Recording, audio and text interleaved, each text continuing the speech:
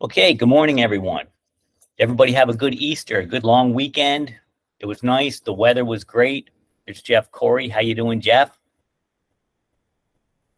Our last meeting was held on March 15th, 2023. Jack Kemp with, with Trans South presented on air conditioning, common issues. He said that one of the biggest issues that he had with air conditioning systems was the cleanliness. It was a major issue. The filters, even the interior filters, it causes the premature blower failures. So, we know that they're under the seats, they're right in there where all the dirt is and dust. So you want to clean the condenser coils, hoses and stuff from the debris. When you do clean the condensers, don't bend the fins. He said that that was an issue. It restricts the airflow and causes the pressures to build. You should service your air dryers every 2 years. That's what he recommends. The orifice, don't forget about the orifice tubes in the evaporators. They also need to be cleaned or replaced. You want to make sure all of your electrical connections are clean and in good condition. I know, especially being in the Northeast, you see, springtime comes and you're turning on your air conditioners and all the salt and debris from the road has corroded a lot of the fittings. So it's important to stay on top of those. The grounds are just as important as powers. As we all know, it takes a complete circuit to make these blowers work.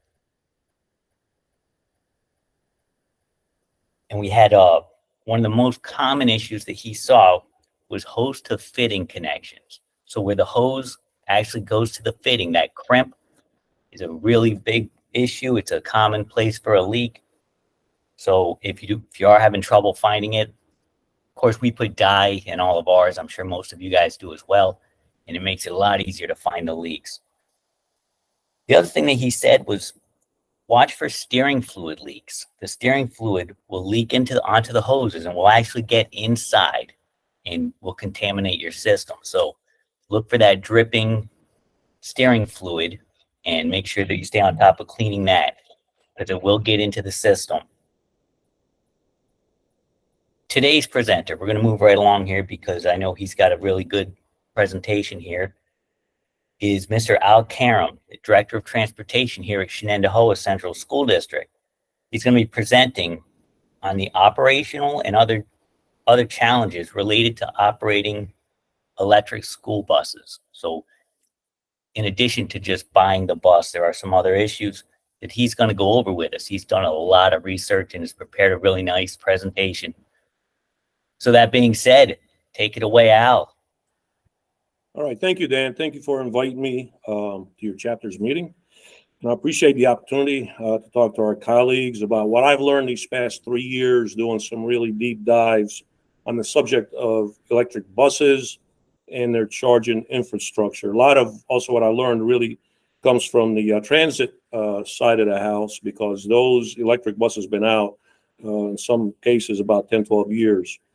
And I've done a lot of thinking about future operational challenges on what I've learned. And what I would ask you to do is, as you think about electric buses, don't think about them being brand new. You want to look down the road because that's where I see the problems are going to be a whole lot more than what we are seeing today. In some cases, and they're going to be a whole lot more challenging than dealing with internal combustion engine type buses. So with that, let me see if I can get the presentation going.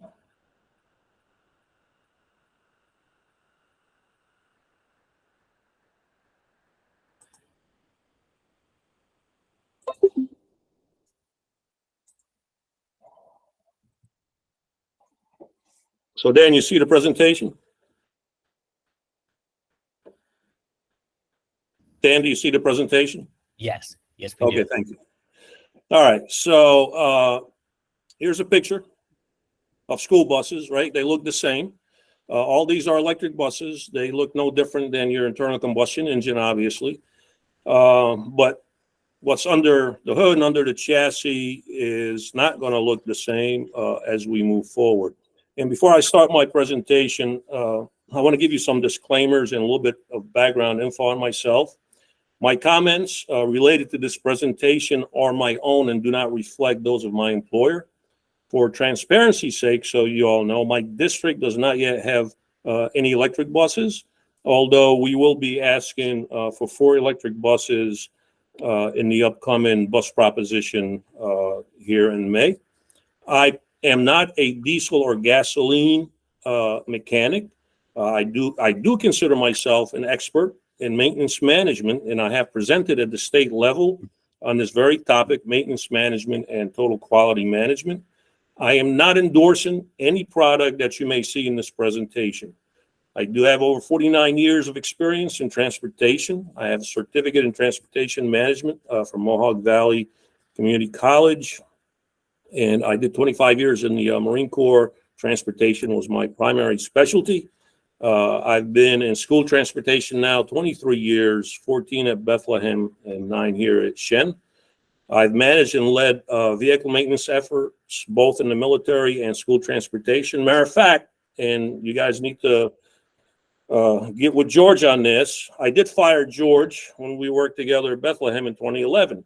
And when I did that, I had to take over his duties because the district would not allow me to replace him. So I actually ran the shop there at Bethlehem for 3 years until I moved up to Shen, and I did make it up to George though along the way.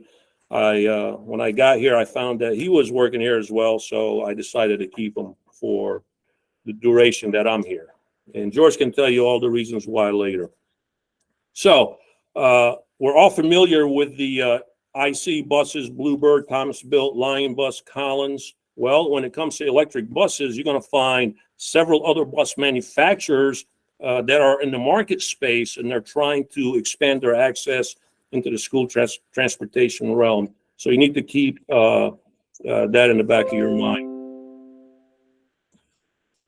You can scour the internet and still find very little negative comments about electric buses. I think it is because these systems are still fairly new. If you do find negative comments— your program is stopped. Someone else is presenting. John Wilbur is presenting. Oh, no. All right, let's see here. All right, there we go. You see it now? No. All right, somebody is, who'd you say somebody else was John presenting? Wilbur had somehow energized his presentation program, so You hit the wrong button. just try presenting again. That should work. All right, let's try it again.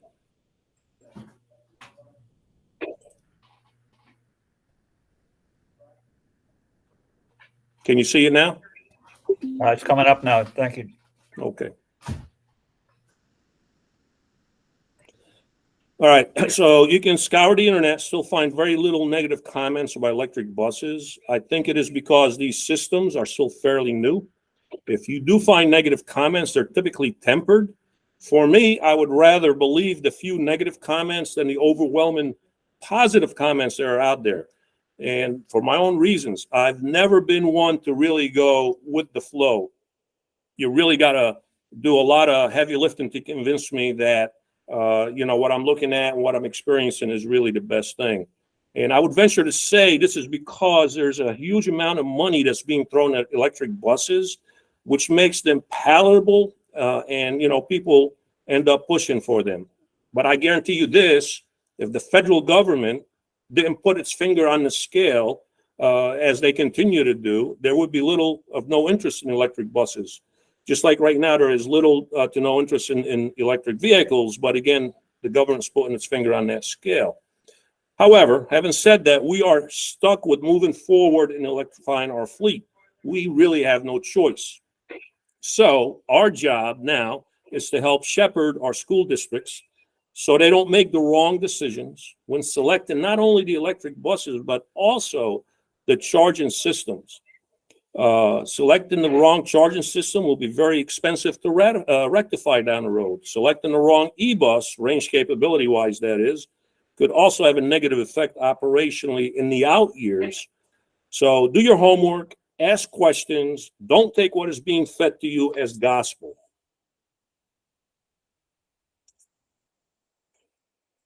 When talking about electric fuel, we're talking about electric chargers. There are many, many of them.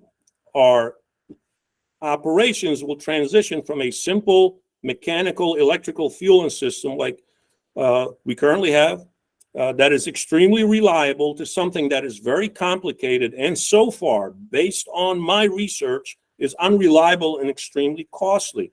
I'll tell you one study that I read for the city of they did for the city of San Francisco, where they asked the electric charger manufacturers, what is your uptime for your chargers? And the answer was around 96% of the time, or 96% of the chargers will be up, all the time. Well, when they did that independent study, they found that to be false. Only 75% of those chargers were up at any one time. So for me, when I take that number and throw it at a fully electrified bus fleet here at Shen of 217 buses, if we had 25% chargers aren't working, that's 58 buses will not be charged that day. And there's no way on God's green earth Shen can run with 58 buses not running. And so one of the most perplexing questions that we search answers for when considering buying an electric bus is the type of charger we should be getting. Should they be networked or non-networked, slow or fast? You got to know the difference. Level 2 takes forever to charge, and level 3 can make quick charge and turnaround. But then again, you got to know the charging power of the level 3 and what that means for your operation in the long haul, to include the costs associated with these chargers. Buying the wrong type of charger will cause you major headaches. Other things you got to consider when we're talking charger is when you buy it, you want to buy a maintenance plan. Does it come with a maintenance plan? How much does it cost? How about the renewal of that maintenance plan? How about the software updates? Are they going to be for the life of the charger? Is there cost associated with that? How about connectivity? You have choices between hardwired Ethernet, Wi-Fi, or cellular.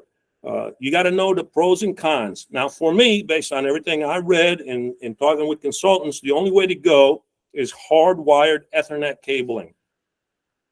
When we're talking about the capacity of chargers, here's an example. If you buy a bus that has a 210 kilowatt battery capacity and you get a 19 kilowatt charger, that takes you 11 hours to charge that bus. Whereas the same bus with a 60 kilowatt charger, you're looking at about 3.5 hours of charging time.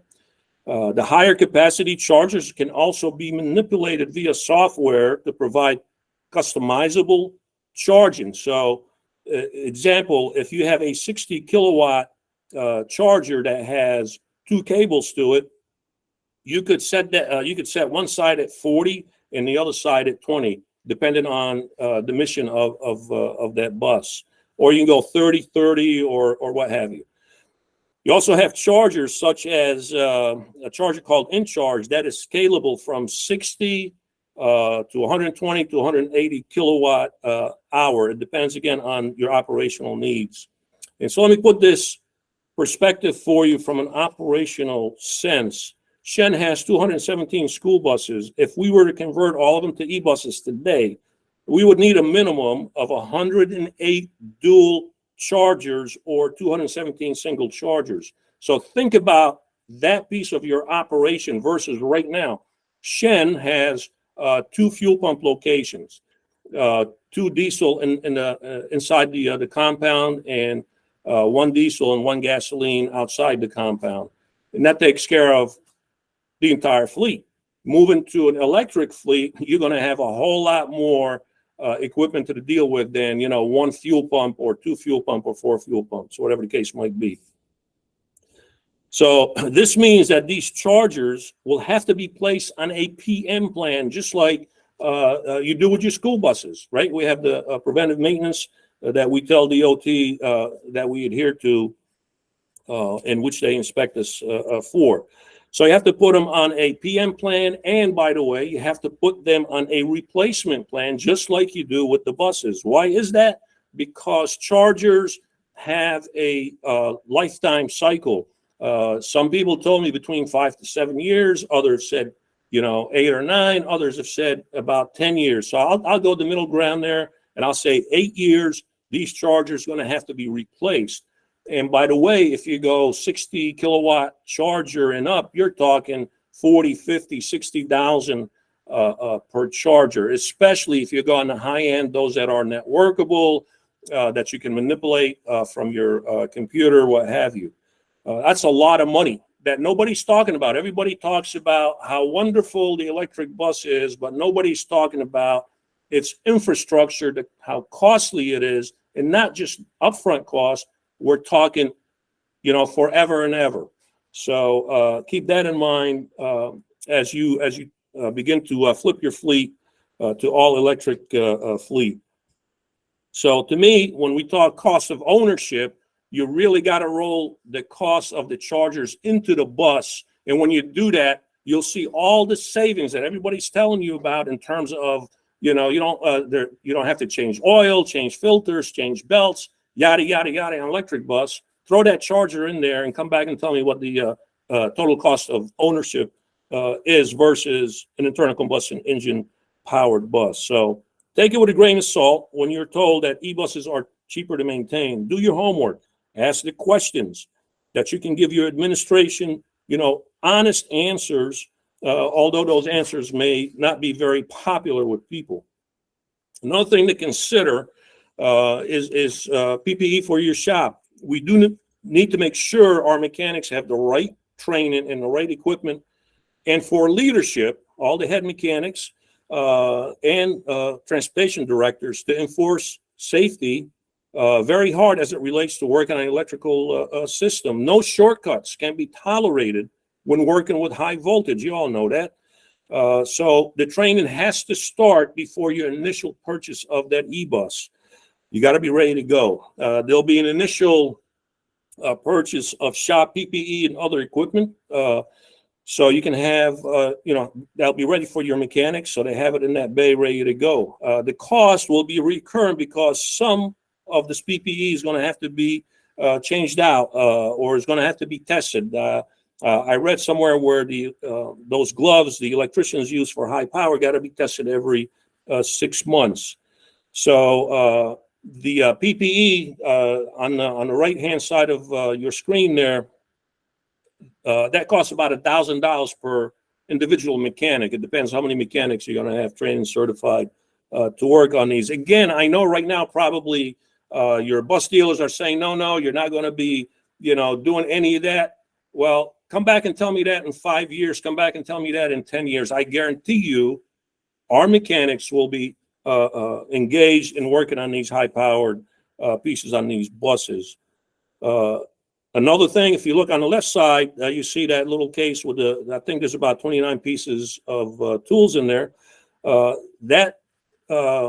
Those tools right there to work on high-powered electric, they can range anywhere. On the cheap side, $600, and the one you're looking at, it costs $3,200. So again, a lot of money we have to come up with. You're going to have to look at, again, maybe not right now, but in the future, 5 years, 6 years, 8 years from now, getting a battery pack lift, and you can see the cost for different models. Training obviously is going to be paramount, and I know our partners, our bus dealer partners, are going to step up to the plate and do everything they can. I know Roger's on here listening, and John Metzler, and everyone else, Leonard, everybody will do what is required to get our folks up to speed and trained. But the train isn't just for mechanics. It's going to be for the drivers. It's going to be for your dispatchers, your routing specialists, administrators, everybody involved in your transportation department. The link on this slide, by the way, has a lot of great video resources to help you build your training program. And of course, our bus vendors, again, will be right there to help. The Alternative Fuel Data Center, or AFDC, is a very good resource to leverage training material. This slide also has a link for that. Not every transportation person will need all levels Some will, and most won't. It all depends on really the job description within your department. Now, I know this is a busy slide, and I apologize for that, but there are a lot of operational challenges. For me, and I'll ask you as I'm talking to also think of some that you may come up with that I haven't thought of. Future dispatchers or current dispatchers who will be here throughout the transition will need to think differently in how they dispatch buses. Dispatchers will need to be in tune with the electric bus charging ecosystem. Dispatchers must be part of that battery state of charge monitoring staff so they know way ahead of time if there's a problem with a bus or its charging system. No longer can they be bystanders with respect to the bus operational availability or its uptime. Closer coordination, more so than the current case, between dispatch and the shop maintenance personnel and the person in charge, and underline that, the person in charge of the charging ecosystem must take place throughout the day. And the reason I said underline that person in charge of the charging ecosystem, I foresee, and at least for Shen, maybe others don't want to go down that road, having at least a couple of people here whose main focus is going to be those charging systems that are out there, either one for every 2 buses or one per bus. Somebody's going to have to keep an eye on them. Somebody's going to have to make sure they're up and running 24/7, because you cannot afford to come in the next morning and find out 0.25% of your fleet hasn't charged and can't go out on the road. So somebody needs to monitor that. Those people are going to have to be trained, certified in high power on the network side of the house, and on potentially doing maintenance work on these chargers. Just like everything else, these chargers have a warranty that will expire in 5 years. And you all know what happens with buses when warranties expire. That's when they start breaking down. That's why they don't give you 10 or 20-year warranty on stuff, right? They know, the people who build them, be it the buses or chargers, they know when components are going to start failing. They're not going to give you a warranty, forever and ever. So you got to keep that in mind as you're planning into the future. You don't want to get caught without it. So unlike your current fueling mode, where we pay little to no attention to it, the electric bus charging ecosystem has to be monitored 24/7 so that you'll know if you have issues with chargers or buses not charging. If we look at how transportation routing electrical changing needs are analyzed, right? So right now what happens is you get a consultant and they come in, they take your routing database and they convert your route miles into electrical needs, and then they come back and tell you, okay, this electric bus with this kilowatt capacity and this charger will meet this particular route. That's how it's being done, right? I think that's a wrong way of going about it. It's part of the equation. It should not be the entire equation, because in my life, past 23 years, routing does change, right? And whatever one bus is doing now may not be something that bus is doing this afternoon or tomorrow, next week, or even next year. So you got to keep that in mind. So the question for us and challenge is, when we're talking about electrical fleet, here's some of the questions I have. What will happen when you ask a driver to go out and cover extra work? And especially if they're already out on the road. Remember, the electric bus is married to a route based on the electrical needs, saying that, okay, this 210 kilowatt bus can do route A, B, C in the morning and, X, Y, Z in the afternoon. Well, what if you have to do some other stuff? Are you going to be able to charge that bus so it can do the X, Y, Z in the afternoon? Do you have the charging capacity? Do you have level 3s in your operation? Will the bus driver have enough charge to complete the extra work? Is the bus charger a level 2 or 3? How quickly can you turn that bus around that did the extra work? Will the bus be charged for their afternoon run? Will this be a challenge more in the future than it is today? As the transition takes place, you will have some ICE buses to fall back on. But what happens when you're no longer, or when they are no longer available? No more gas, no more diesel come 2035. Some folks are telling us, well, you may have to go buy more electric buses, where they used to take one diesel bus to do, a particular block of routes. Now it's going to take two. And believe it or not, in studies from China to Minnesota, that's exactly what I've read. Either they fell back on ICE vehicles, and or if they didn't have them, they had to go out and buy more electric buses. So good luck with that at the cost of these buses and chargers. And by the way, I have not seen the cost go down. The cost keeps going up. So the bus assignments will have to be modified as the battery mileage degrades. This is a critical piece when considering the battery size to purchase. So most of us are going right now with a 210 kilowatt. I'm talking a type C bus. Well, you got to know the 210 is going to get you, quote, 135 miles. In truth, that 135 miles is on a flat piece of road with nice temperature outside, and you're not using, your blowers, this, that, or the other. And by the way, it's not 135 on that full charge, because everything you read says 20% of that battery charge has to be set aside for your electronics. So you're already starting in a deficit. So a brand new 210 kilowatt bus may get you somewhere, I don't know, neighborhood about, let's say, 100 miles a day. And as each year goes by, those batteries are going to degrade. And it depends who you listen to, anywhere from 1.5%, I've read, upwards of 3% per year. So each year, those batteries are going to get you less and less and less mileage. That's why at the beginning of my presentation, I said you got to live in the future and you got to think about the future.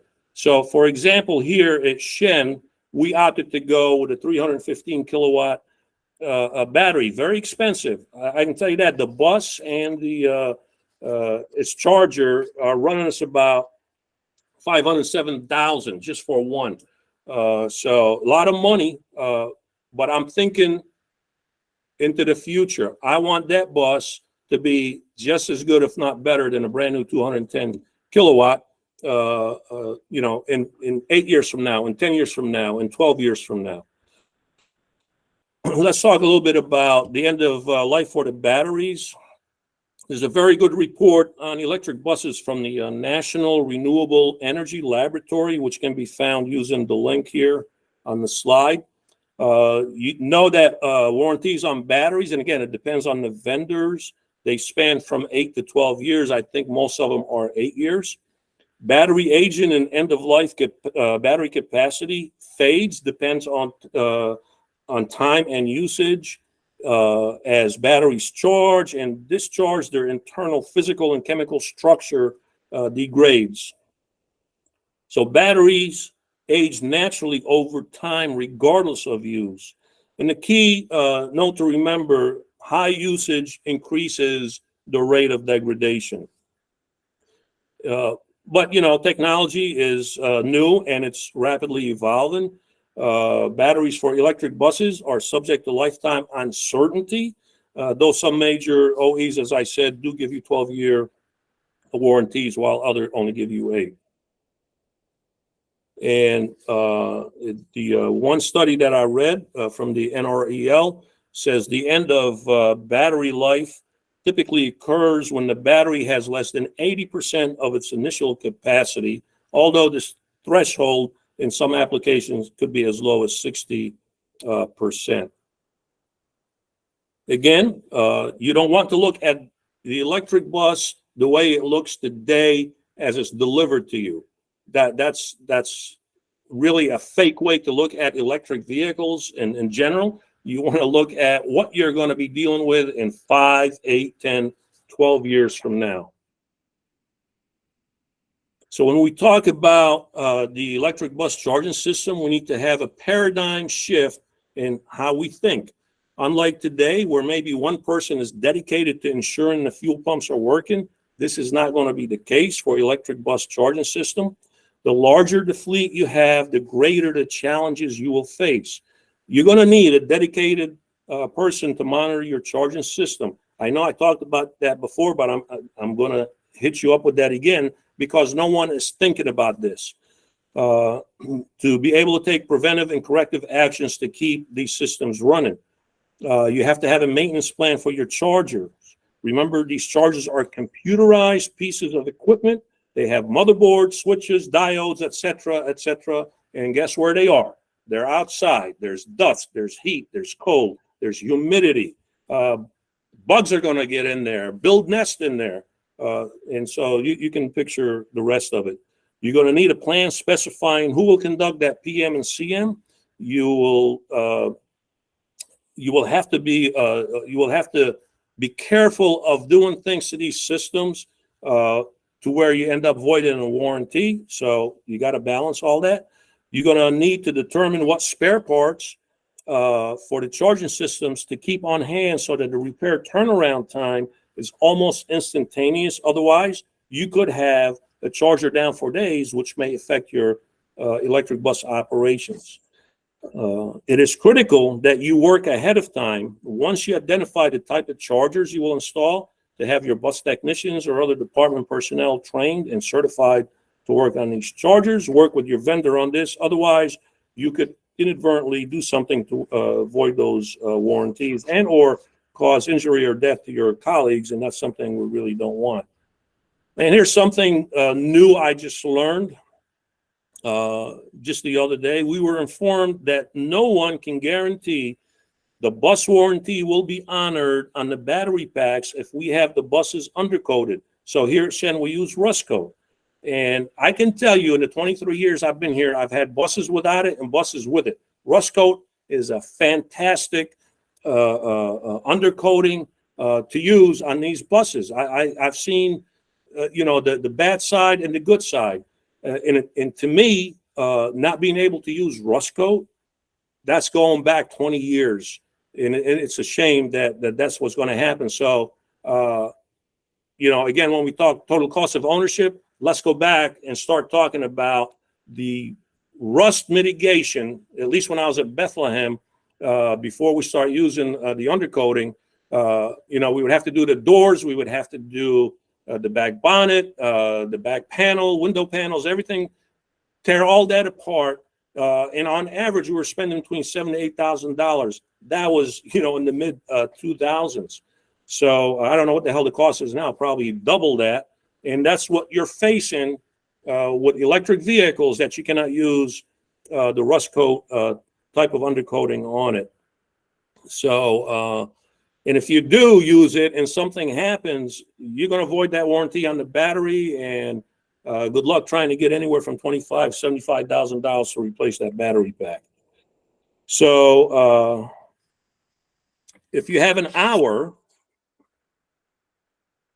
of your time and you want more in-depth operational challenges, I did a presentation for the Capital Area chapter of NIAP, and that video is on YouTube. So if you Google Capital Chapter NIAP and then look for the video called Al Karam EV Special Presentation, I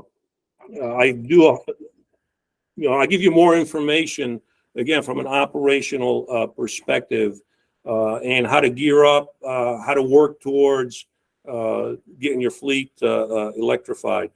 And with that, I'm going to end my presentation and open it up, because I'd really rather answer your questions than for me to keep talking, for another half hour or so.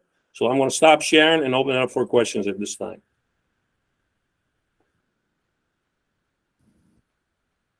All right. Does anybody have any questions at all for Al?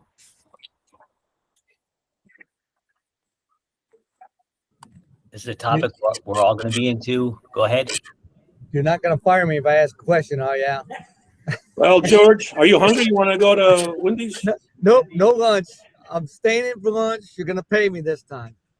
But hey, when they have an accident, I know with the cars, when they have an accident, they total them out if the accident is bad because of the battery cost is so extensive. What's the word on that with buses? That's a great question, George. I haven't read anything on the bus side. If an electric bus has gotten into an accident, what they've done with it. But there's a lot on the car side, the electric vehicle car side of the house, where they are totaling it. It's cheaper to total the car than it is to try to fix it. So, and by the way, when we're talking insurance, the average insurance upcharge on electric, and I checked this with our insurance company, by the way, on buses, is going to be anywhere between 12 to 15% more per bus. So add that to your total cost of ownership that, again, nobody's talking about. Good question. Yeah, Al, I read an article on that, on the buses and the cars. You're looking at an average of 52% more cost in repair after a collision with your car or bus right now. So it's quite substantial increase. Yes, sir, it is. Yep. Any other comments? Anyone? Questions? I just want to add, Fairport, we've already done our fleet study and we're in the middle of our lot study, and we're going for engineering and stuff. It's coming back, and everything else that is correct. If you're doing the bus first, you're doing it the wrong way, because the major cost is in this recharging. Because what they set up for us first is, as Al said, they looked at the routes and then they put the chargers per route. Well, you had to park this bus in the same spot because it had the right charging rate, which we talked to our engineers and told them we don't want that. We want the lot, same chargers, so every bus can run. Because your routers then would have to figure out the route, which parking spot it had to park in. So it turned into a nightmare the way they want to design things, because they're not true transportation people. They don't understand that we can't work that way. We need to have a bus that goes the route, not goes the route and then we can't use it no more. So yeah, we've been through a lot of this. And the other thing is the space these chargers take up is enormous, because they want to protect them with ballards and so on. We're going with a sidewalk system, which helps not take up much space because we're putting high curbs so that the wheels will hit the curbs and not the chargers. But then you also have to think about clearing the snow and everything around these chargers, which is making Fairport go to raised sidewalks with these curbs. We have heated sidewalks and aprons here, but we're going to have to expand that out to our charging systems, because you're not going to be able to shovel or remove the snow for the drivers to get through there. So yes, you got to think about your infrastructure before you think about buying that bus. Buying the bus is the easy part. And I think we're around $60,000 with the chargers, the bus, and everything we need. I do know with who we're using, they will monitor our charging systems and maintain them and everything. But again, it's a cost. It's a yearly cost. So my staff won't have to do it. They have people that will monitor 24/7. They see a bus down, they'll come right out and repair it. So there's a lot to look at. He's correct. Please do your homework on your infrastructure before the bus. I've been trying to preach that here in Rochester, but it's very important. That's the way to do it. Absolutely important words. Appreciate that, Peter. So for us here at Shen, we are getting the 4 buses, and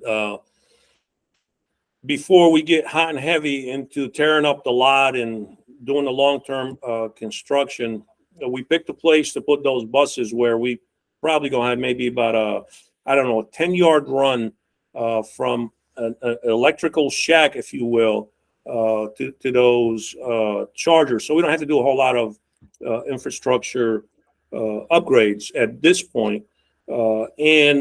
Because we've been going away from diesel on the Type C buses and to gasoline, we have a lot of electricity going to the grid heaters that we aren't using. So we're going to seal that power for those 2 60 kilowatt chargers that we're buying. So you do have to give all that a lot of thought. You really do. You're right. The infrastructure has to be in place before the buses. And talking about how they calculate your electric usage based on the routes and all that. And you're right, Peter, that is the wrong way to go. I totally agree with you. And if I had my way, yeah, we will have 60 kilowatts for every bus out there. I don't care if it's going to do 5 miles a day or 100 miles a day, because I'm not going to play this every few months moving buses around. And you can see how that gets all discombobulated for the drivers, for the mechanics. Not going to happen. We'll make the system work for us, not the other way around. And when we've done the analysis actually 3 times. I had National Grid do the routing analysis. I did my own, and we had a consultant come in and do it. But at the end of the day, when we actually, did deeper dives into the electrical needs, we're going to need 3 to 4 times more electric power to come into this compound than we currently have. Right now, we have about 1.6 something megawatts of power. We're probably going to need upwards of 6.7, 6.8, maybe even 8 gigawatts of power to feed the fleet and as well as the building needs. So there's a lot, man. It's a heavy lift. Again, if there's one point I can pass on to you and hopefully get you to make it indelible in your brains is, don't lift today. Don't look at it for, everybody wants their pictures in the paper and, everybody, this is so good. This is environmentally friendly, blah, blah. Think about what it's going to be for the operation 5, 8, 10 years down the road. That's what you got to be looking at. Yeah, just to add to that, that's how we did it too. We did the engineering of the whole lot, but we're looking at doing one row at a time. So we put all the chargers in one row, not necessarily buy all those buses, but to help save on the infrastructure cost, do one row and then buy the buses accordingly that we can manage to do. And that way we break it down. It'll be 1, 2, 3, 4. It'll be 5 different phases to get us to where we need to be. But as you said, our power, we're at like 3 gig and we need something like 9, almost 9. Yeah. And what's going to be scary for us with our community, our facility is only 3 years old, and we're going to tell them we need to do this huge power increase. They're going to have a problem with it. Yep. We need to sell it. And just to remind you, the biggest cost of these chargers and stuff, I found out, one of the biggest costs is the cabling. Getting the power to your chargers and into your building. You need to have an engineer that's really good on using the least amount of cabling as possible. I can't believe how much the cabling costs. The other point, thanks, Peter. The other point you got to think about is right now there are many, many different types of chargers. You really got to do your homework on that one, because you don't want different types of chargers. For me, I'm maybe call it old school, call it whatever. I call it, good maintenance management. I want standardization. I don't like mishmash of things, right? So you don't want a mishmash of chargers. Number one. Number two, a lot of the charger manufacturers aren't working with your bus manufacturers, and vice versa in some cases, to where they need to make sure that their software on both ends, right? Because you have software that operates your computers on these buses. You're going to have software to operate the chargers. They got to talk to each other. If you don't do your due diligence on this particular piece, and what I'm finding out is, and rightly so, vendors aren't going to tell you go with this charger. They don't want to take ownership of that decision should something happen, right? So I understand that. I get it. But what's going to happen is if you don't do your due diligence and make sure you're getting the correct charger for your bus, and you start having software confliction, right? The bus vendor is going to do this, the charger vendor is going to do that, and you're stuck in the middle, holding a charger or a bus that don't work. So very, very important. Stick with one charger type. Make sure you've done your due diligence on it, and go from there. I got a question. Al and Pete, when you Pete, you said that the company that you're dealing with will maintain the chargers and make sure that everything's working properly. Is this, I mean, I'm sure they're not doing it for free. Is this a like a payment plan? How does that work? Correct. There's a contract you would fill out for them to do this service for you. So that's like Al said, there's plenty of chargers out there, but you need to know what you want your charger to do. I mean, you can get an inexpensive charger that will charge that bus, but that's all it's going to do for you. You may not be able to monitor it with your own people because it doesn't have the capability. Because what I found out with mine is they're going to put your charger up, they're going to put your electrical locker up, and then there's a controller that monitors everything that's going on with those chargers in the buses. So what happens is if you buy a less expensive bus, you're not going to have that monitoring system most likely.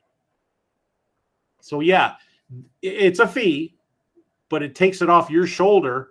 And as Al said, if something goes wrong with that charger, it's not you're arguing with the charging company and the bus manufacturer because you made sure they work together and you have an agreement with the manufacturer and the charging system that there won't be no issues. Okay. But the main part of your question is yes, there's a fee for that. I really don't know what it is. But again, for our district's looking at that'd probably be cheaper than hiring a bunch of people just to monitor the charging systems. I mean, every district's different. But again, they monitor it 24/7. So if you're sleeping and a charger goes down, the way I'm understanding it works is I'll get a phone call that I have a bus that's not charging. So I will know this before I walk in the morning. So I won't have a bus going down the road and it goes dead and nobody knew it didn't charge or somebody missed it on your own staff. So that's just the way we're looking at it. And again, they'll do the maintenance and they'll do everything on the system. So the two chargers we're buying, they are coming with a 5-year plan, a warranty plan, and a preventive maintenance plan. Yep. That's part of the cost rolled into that. Yep. And I was told with who I'm looking at right now, if I have a serious problem with a charger, they will bring something down to my site to charge that bus.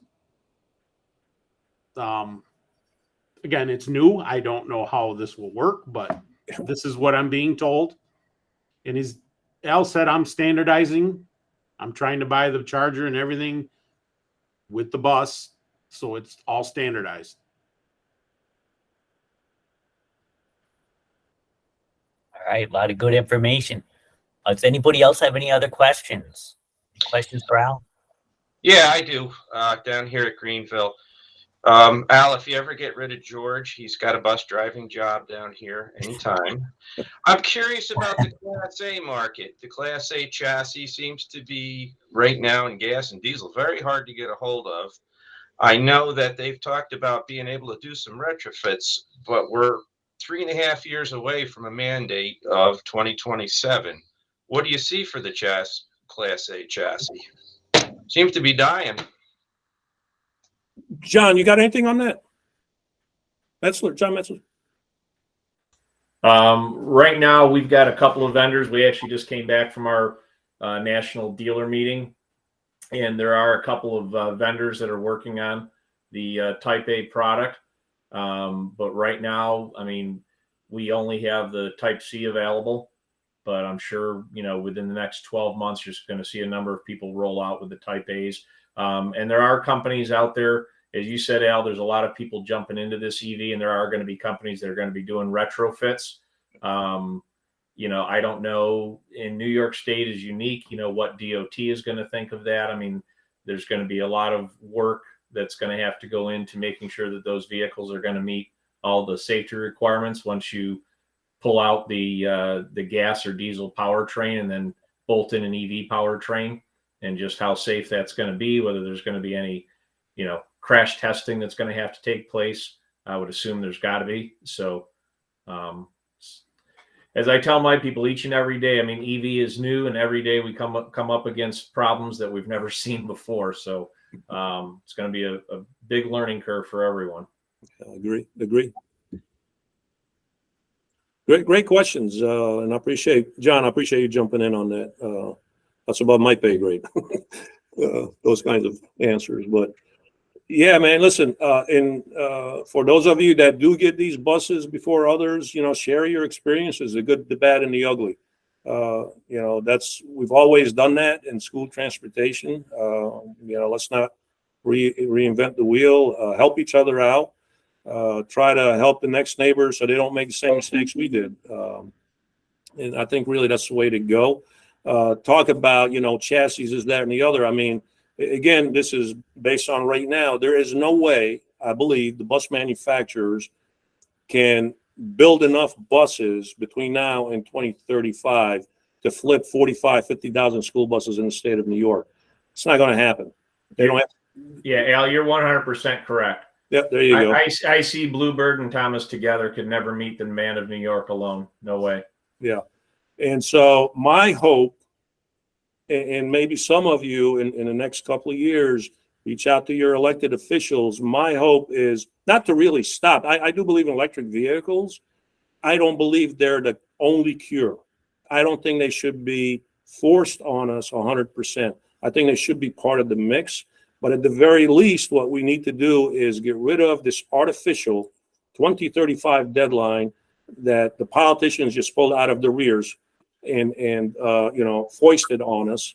It's not going to happen. So if we get rid of that deadline and just allow us to move, with the market, I was working on a plan here for Shen to take the 217 buses, figure out a percentage that I wanted to be electric, and then gasoline and diesel. But then they come up with this 2035 thing, and boom, that just threw it out, with the dirty water. So I threw my hands up in the air, said, "To hell with it. If you can make it happen, make it happen. If not, I just don't see it happening by 2035." And my other fear is for Shen. And again, I'm going to use us as an example. We did some preliminary work to prepare the compound. Again, for chargers, you need bigger conduits. Why? Because you need bigger wires for the bigger electricity juice that's going to be coming through, right? So we would have to dig up the whole lot again and lay in new conduits, new wires. And by the way, not just the electrical, but for your connectivity, which will probably require its own separate shielded type of wiring. That's going to be anywhere between, on the low end, about $5 million for our compound to about $8 million on the high end. And then the question becomes, do we do it all at once, or do we do it like, what Peter suggested, you do one line at a time?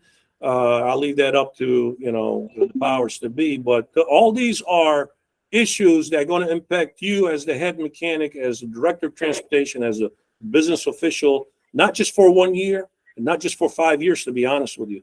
And as part of that fear, what happens in 5 years? Let's say there's a breakthrough on the hydrogen side of the house, and that takes off. I would rather, if it was me in government in charge, put money on the hydrogen side, not on the electrical side. That makes a whole lot more sense in every way you look at it. But,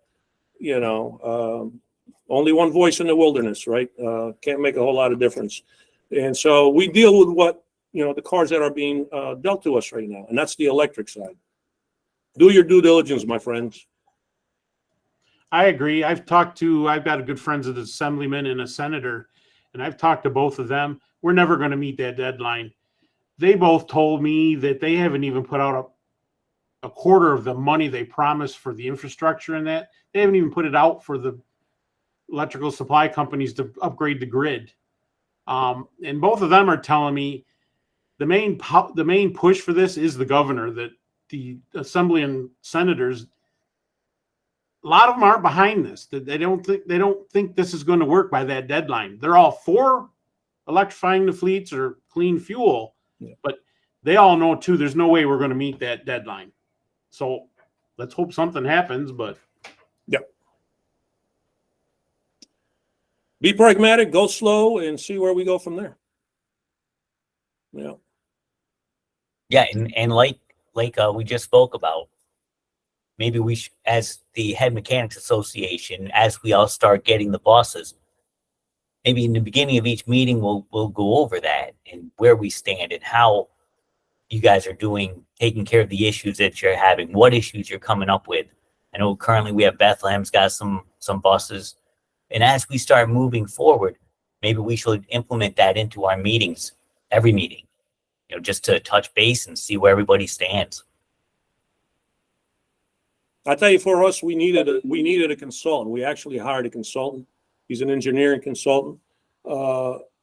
He understands high power and engineering and all that. And so you need people like that to talk to National Grid. I mean, I don't know it. It's not my bailiwick. And so far, everything has been put on my shoulders, but I finally got to the point where I had to tell the superintendent, look, there's a lot of stuff now above my pay level, if you will. I can't make decisions on that, and I can't tell you X, Y, Z. You got to get somebody else in here to do that. So having that consultant with us is really a boon, at least for me. It kind of like took some of the pressure off. But yeah, I mean, it's a lot of work, man. It consumes a lot of your time, and there's a lot of unknowns, and people are going to look to you, for answers. So read on it, be knowledgeable. Incorporate that into your meetings and share information to the extent possible. And I said it before, I know our bus vendors are really great at sharing information. They always have been. Use them as a resource. There's a lot of other places out there, like the Energy Research Lab. They don't care one way or the other, but they have a lot of great studies you ought to be taking a look at, videos you should listen to. The more knowledge you have, the better you can then give to your, to your superintendent, business official, what have you. Yeah. All right, any other questions? Anybody have any questions for Al? Yeah, Al, what was that? The website when you did the NIAP thing for their Facebook page or whatever it was?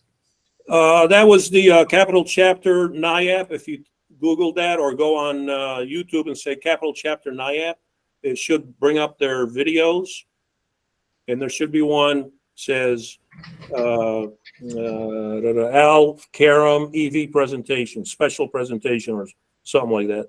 Okay, yeah, because I got the presentation, but it doesn't have a video with it, so that's all I had from that meeting. Okay, let me, John, I'll send you the link to that. Okay, I appreciate I'll it. send it to Dan. He can share with everybody. Okay, thank you. You got it. Yeah, we'll put that link up so everybody, I'll email it to everybody so we all have it. Yep. Does anybody have any other questions?